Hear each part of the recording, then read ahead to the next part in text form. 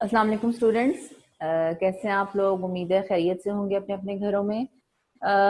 पिछले 2 लेक्चर्स में मैंने आपको तशरीह का जो है वो काम कर दिया था और फैज़ अहमद फैज़ की तशरीह थी निसार में तेरी गलियों के ए वतन के जहाँ चली है रस्म के कोई न सर उठा के चले। ये मैंने आप लोगों को आपका टास्क था, आप लोगों ने ये तशरीह करके तो मुझे ईमेल करनी है, तो फिर मैं आपके मार्क्स जो है वो एंटर करूंगी। ठीक है, तो एक नज्म आपकी पूरी हो चुकी है आज, जो कि इसके बाद आपकी क्लास फिर मंडे को होगी। आज मैं आपको मजमून नवीसी की थोड़ी सी रिवीजन करवा देती हूँ, ताकि मैं चाह रही हूँ कि अभी तक हमने जो काम किया है उसके थोड़ा सा रीइंफोर्समेंट हो जाए कि हमने अभी तक क्या काम किया है और हमने उसको किस तरह से आगे। जो बच्चे पहले जिन्होंने ज्वाइन नहीं किया था, आज उनको थोड़ा सा मजमून नवीसी का बताऊंगी। पहले मैं 3 टॉपिक्स आपको मजमून नवीसी के बता चुकी हूँ। बेरोजगारी और जो रोजगार और बेरोजगारी है, ये टॉपिक हमने किया था कि इसके असबाब क्या हैं, इसके जो नुकसानात क्या हैं, यानी मसाइल क्या क्या इससे पैदा हो सकते हैं और इसका तदारुक कैसे किया जा सकता है। ठीक है, ये तो इसके बेसिक जो पॉइंट्स थे ये थे। 3 इसके जो मेन सब टॉपिक थे वो ये थे। आप लोग अपनी कॉपी पेंसिल प्लीज अपने पास रखें और इसको लिखते जाएं। आज 23 है।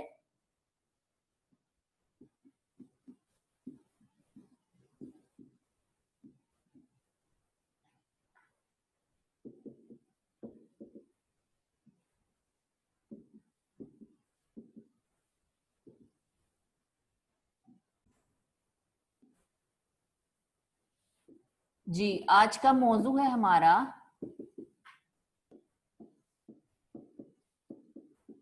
रोजगार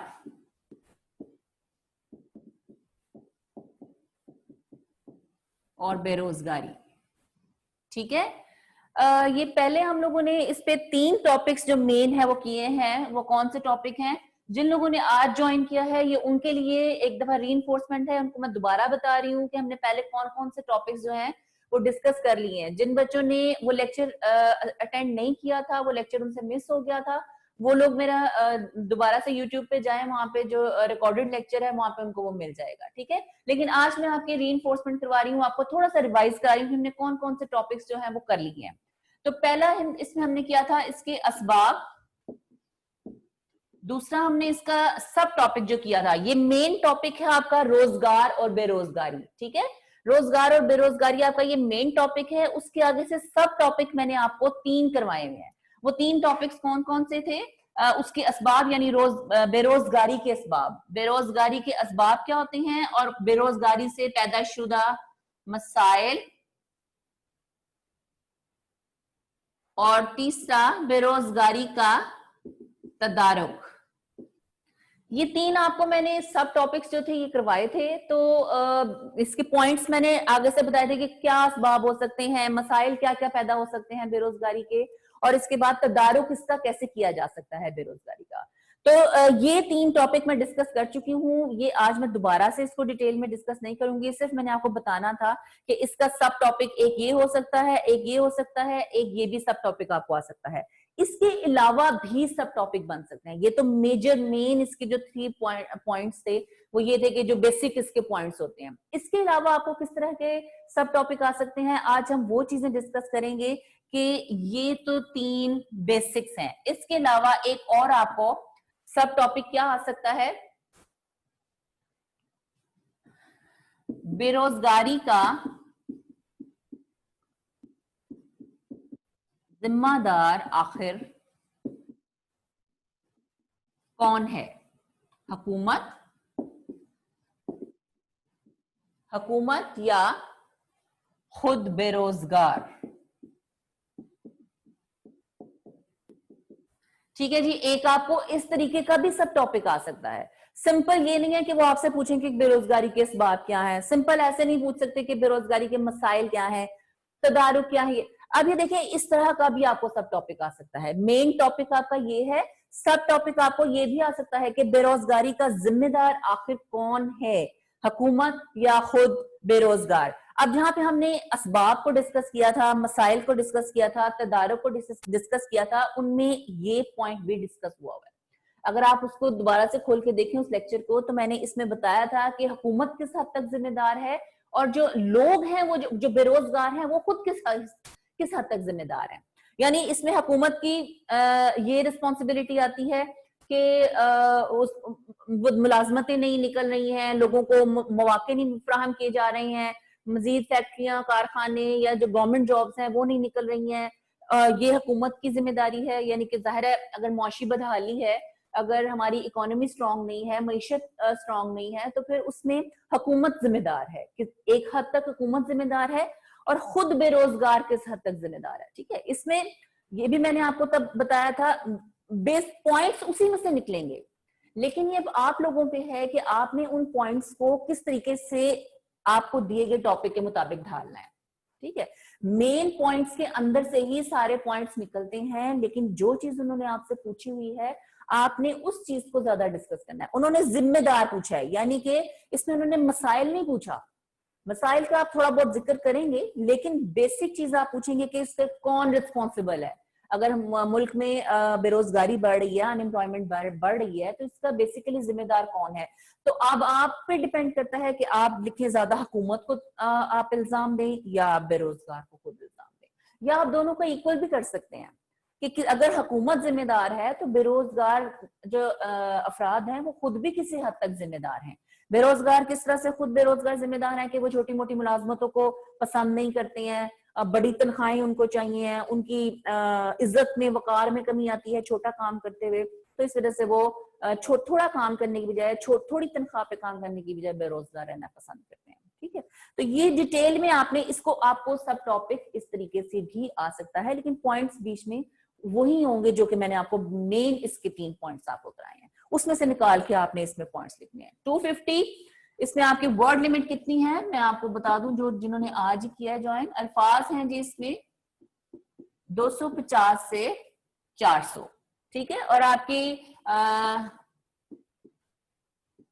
कुल नंबर है इसके 40, जिसमें से आपके 24 मार्क्स लैंग्वेज के हैं, 16 मार्क्स आपके कंटेंट के हैं।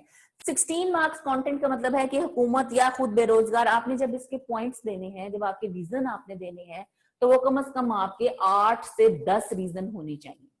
हुकूमत किस हद तक जिम्मेदार है, आप इसके 4-5 पॉइंट्स आप इसके लिख दें। मैंने काफी डिटेल में आपको बताया था हुकूमत किस हद तक जिम्मेदार है। खुद बेरोजगार किस हद तक जिम्मेदार है, इसके भी आप 5 to 6 पॉइंट्स अगर आप लिखते हैं तो आपके टोटल, अगर 6 आप लिखते हैं तो आपके 12 पॉइंट्स बन सकते हैं। बाद में ये आपकी राय है, एंड पे आप दें कि मेरे ख्याल से खुद बेरोजगार जो है इसका ज्यादा जिम्मेदार है, हुकूमत तो है ही, लेकिन खुद बेरोजगार इसका ज्यादा जिम्मेदार है। अगर 40% अगर हुकूमत का कसूर है तो 60% बेरोजगार का कसूर है, या ये भी हो सकता है कि कुछ लोग कहेंगे हुकूमत का ही ज्यादा कसूर है, बेरोजगार जो है वो मजबूर हो जाता है। ये भी आपकी थॉट्स हो सकती है। ये आप, उन्होंने आपसे पूछा है कि बेरोजगारी का जिम्मेदार आखिर कौन है, आपकी राय पूछी है, आगे ऑप्शन दी है उन्होंने आपको, हुकूमत है या बेरोजगार है। अब ये आप पे, अगर आप समझते हैं हुकूमत है तो आपको उसके वैलिड सॉलिड पॉइंट्स लिखने पड़ेंगे कि हुकूमत जिम्मेदार है तो क्यों है, और अगर आप समझते हैं कि बेरोजगारी खुद बेरोजगार जो है वो जिम्मेदार है, तो फिर आपको उसके सॉलिड पॉइंट्स लिखने पड़ेंगे, वैलिड पॉइंट्स लिखने पड़ेंगे कि ये रीजंस हैं जिसकी वजह से बेरोजगार है। और अगर आप समझते हैं कि इक्वल है तो फिर आप दोनों के बराबर बराबर लिख दें कि दोनों ही किसी ना किसी हद तक इस चीज के जिम्मेदार हैं। ठीक है, तो ये आपका बड़ा अच्छा मजमून आपका तैयार हो जाएगा 300 to 350 वर्ड्स, क्योंकि 400 तक लिमिट होती है। आप कोशिश करें कि 350 तक आप इसको मजमून को कंप्लीट कर दें। ठीक है, अच्छा, एक तो ये सब टॉपिक हो सकता है, इसके अलावा और क्या सब टॉपिक हो सकता है, बहुत सारे बन सकते हैं। मैं आपको इसमें से चंद जो है वो बताऊंगी कि इसमें कौन कौन से बन सकते हैं। ठीक है, एक बन सकता है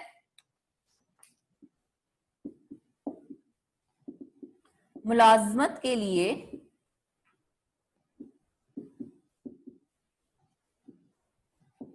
कौन सी चीज ज्यादा अहम है, पैसा या काम की नौयत।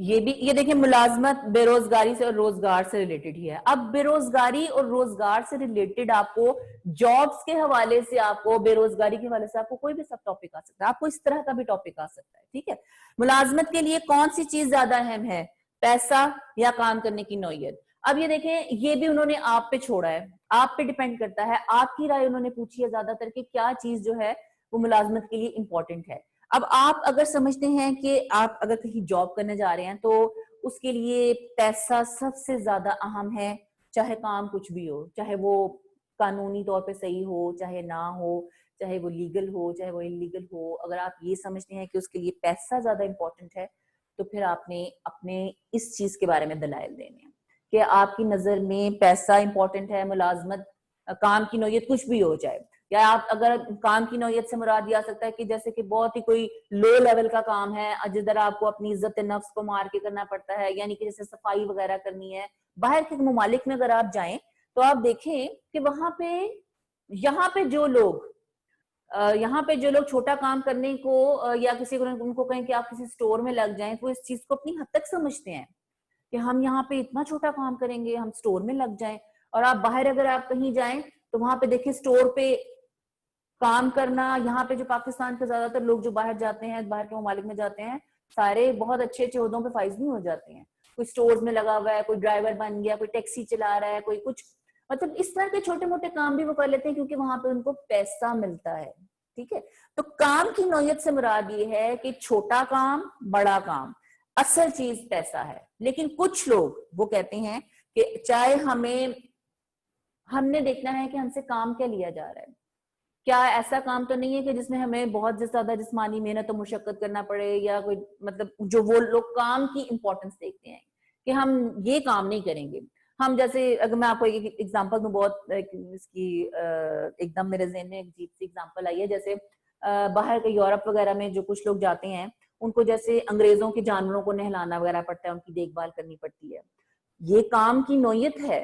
कुछ लोग पैसे को इंपॉर्टेंस देते हैं, ये काम एक्सेप्ट कर लेते हैं, लेकिन कुछ लोग वो इस चीज को एक्सेप्ट नहीं करते हैं कि हम अंग्रेजों के जानवरों को वहां पे जाकर नहलाएं चाहे हमें पैसा कितना मिले, वो इस चीज को अपने लिए इंसल्ट फील करते हैं अपने लिए। ठीक है, तो ये आपने बताना है इसमें कि मुलाजमत के लिए या जॉब्स के लिए आपको पैसा या काम, पैसा इंपॉर्टेंट है या काम की नौयत इंपॉर्टेंट है। आप काम को प्रेफर करेंगे कि काम अच्छा होना चाहिए, पैसा चाहे चलो कोई बात नहीं, अगर फिलहाल अभी थोड़ा भी मिलता है इट्स ओके, बाद में जाके आहिस्ता आहिस्ता हम आगे जाके तरक्की कर लेंगे। लेकिन कुछ लोग कहते हैं खैर है काम जैसा मर्जी हो, चाहे कुत्ते बिल्लियां ही नहलाने हो, लेकिन हमें पैसा मिलना चाहिए। तो ये आप पे डिपेंड करता है, इस तरह का भी सब टॉपिक आप लोगों को आ सकता है।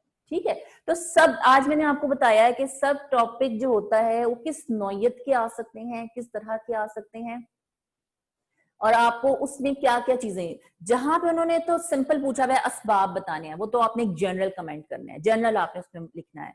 मसाइल भी अगर उन्होंने जनरल पूछे हुए हैं आपने उसको जनरल लिखना है। अगर उन्होंने तदारुक भी पूछा हुआ है, ये एक जनरल आपका ऐसे बन जाएगा। लेकिन जहां पे उन्होंने आपको ऑप्शंस दी हुई है, वहां पे अगर आप जिस चीज के हक में हैं आपने उस चीज के हक में फिर दलाइल देने हैं। ठीक है, तो तभी आपका ये मजमून जो है वो जाके, दलाइल देने का मतलब ये नहीं है, मैं आपको ये भी चीज क्लियर कर दूं कि अगर आप समझते हैं, यहाँ पे आप समझते हैं कि हुकूमत जो जिम्मेदार है, तो आपने सारा ही मजमून ऐसा लिख देना है कि हुकूमत जिम्मेदार है, हुकूमत जिम्मेदार है। दोनों की आपने राय देनी है। ठीक है, दोनों को आपने बताना है कि ये भी किसी है, जैसे इसमें पैसा भी इंपॉर्टेंट है, काम की नौयत, दोनों चीजें इंपॉर्टेंट है। आपने दोनों की इंपॉर्टेंस पहले अपने बयान करनी है। जब आप दोनों की इंपॉर्टेंस बयान करेंगे उसके बाद उन्होंने आपने बताना है कि लेकिन मेरे ख्याल के मुताबिक जो है पैसा जो है वो ज्यादा जरूरी चीज है, या हुकूमत जिम्मेदार है, जो भी आपके आपकी सोच है, जो भी आपका ख्याल है, उसके मुताबिक आपने उसके दलाइल देने हैं और उस दलाइल को साबित करना है। एंड पे आपने कंक्लूजन देना होता है। 3 to 4 पैराग्राफ्स मैंने आपको कहा था आपने मजमून के लिखने हैं, जिसमें कि फर्स्ट पैराग्राफ थोड़ा सा इंट्रोडक्शन होता है, बेरोजगारी और रोजगार बेसिकली कि क्या है, कि रोजगार जब इंसान को मुलाजमत मिलती है, जॉब पे वो लगता है, रोजगार होता है। उसके बाद आपने सेकंड और थर्ड पॉइंट में जो आपको टॉपिक दिया गया होगा, जैसे कि ये है बिलफर्ज, आपने सेकंड में आपने हुकूमत का लिख देना है, थर्ड में आपने बेरोजगारी का लिख देना है। अगर आप इसके साथ हैं या इसके साथ हैं तो आपने, यानी हुकूमत जिम्मेदार है या बेरोजगार जिम्मेदार है, पैसा जरूरी है या काम की नौयत जरूरी है, आपने इसके बारे में दलाइल देने हैं। और अपना मजमून लास्ट पैराग्राफ में अपने कंक्लूजन होता है मजमून का, कि एंड पे आपने यही कहना है कि दोनों चीजें जो हैं, अगर कंपैरिजन आया है कि दोनों चीजें किसी हद तक जो है किसी ना किसी हद तक एक दूसरे को कॉम्प्लीमेंट करती हैं। ठीक है, एक दूसरे के साथ वो उनका ताल्लुक है, वो मुंसलिक हैं, अगर एक चीज जो है वो मुतासिर होती है तो दूसरी भी होती है, एक चीज अगर जिम्मेदार है तो दूसरी भी किसी ना किसी हद तक उसकी जिम्मेदार है। ठीक है, तो ये आज आपको मैंने मुझे लगा कि आपको मैं मजमून, क्योंकि काफी बच्चे मुझे कल कह रहे थे कि टीचर हम आपके पहले लेक्चर जो है वो अटेंड नहीं कर सके हैं, तो मजमून का मुझे लगा कि आप लोगों को बताना जरूरी है। बहुत डिटेल में तो मैंने डिस्कस नहीं किया, वो जिन लोगों को फिर थोड़ा सा इंटरेस्ट है वो जाके यूट्यूब पे चेक कर सकते हैं, लेकिन आज मैंने आपको सब टॉपिक्स के बारे में बताया है कि किस किस तरह के आपके सब टॉपिक्स आ सकते हैं। ठीक है, इसके अलावा अगर कोई सवाल आपके ज़हन में है तो वो आप लोग मुझसे कर लें, मैं इधर ही अभी आपके आंसर्स के क्वेश्चंस के आंसर्स देने के लिए अभी इधर हूँ।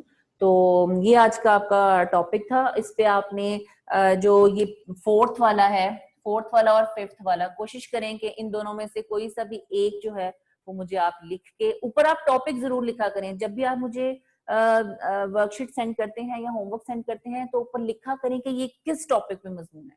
पहले मुझे एक दो बच्चों ने जो सेंड किया है वो बस उन्होंने जनरल एक पूरा मजमून लिख दिया, उसमें असबाब भी है, मसाइल भी है, तदारुक भी है।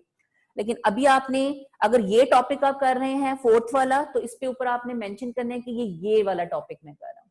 और अगर ये वाला आप कर रहे हैं तो फिर आपने ये वाला लिखना है। दोनों में से जो आपको इजी लगता है, करने तो दोनों ही है, लेकिन अभी अभी आपको जो इजी लगता है वो आप लोग मुझे संडे तक करके तो वो सबमिट कराएं। अभी आपके दो काम हो गए हैं, तशरीह का काम और ये मजमून का काम, ये आप लोग संडे तक मुझे करके तो सबमिट कराएं। ठीक है, तो मैं वेट करूंगी आप लोगों के काम का। अपना ख्याल रखिएगा। अल्लाह हाफिज।